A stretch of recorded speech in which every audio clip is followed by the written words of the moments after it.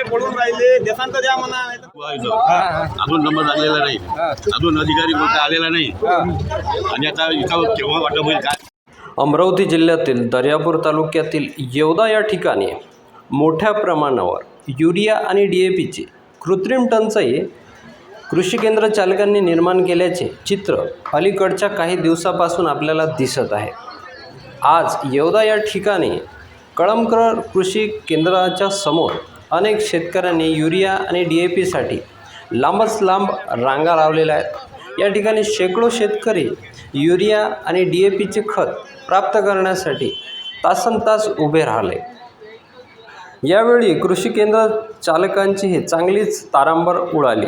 यावेळेस या ठिकाणी येवदा पोलीस स्टेशनचे काही पोलीस कर्मचारी यांनी येऊन परिस्थितीला नियंत्रित करण्याचा प्रयत्न केला.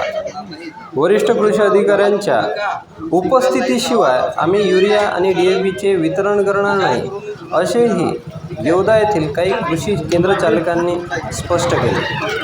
यावर काही शेतकऱ्यांनी आपल्या प्रतिक्रिया देशांत द्या म्हणा, नाही तर काय करायचं आहे म्हणा बाबा. काय काय कागदपत्र मागितले तुम्ही? ते आधार कार्डच मागितलं ना, 7/12 मागितलं काय? 7/12 नाही मागितला.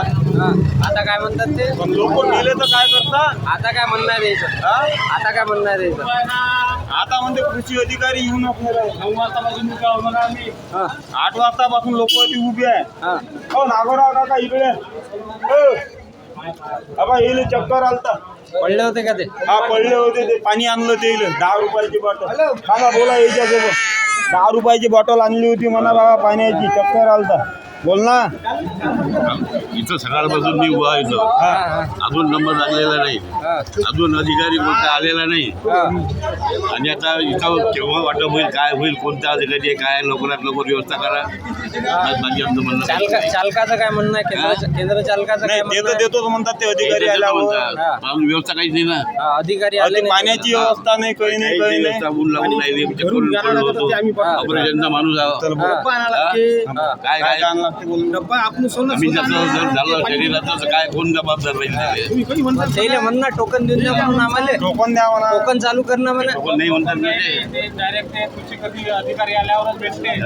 किती आहे काय आहे वाटप किती आहे त्याचा आणि काय. आता यावर कृषी अधिकारी कार्यालय काय तोडगा काढतो हे पाहणं महत्त्वाचं ठरणार आहे.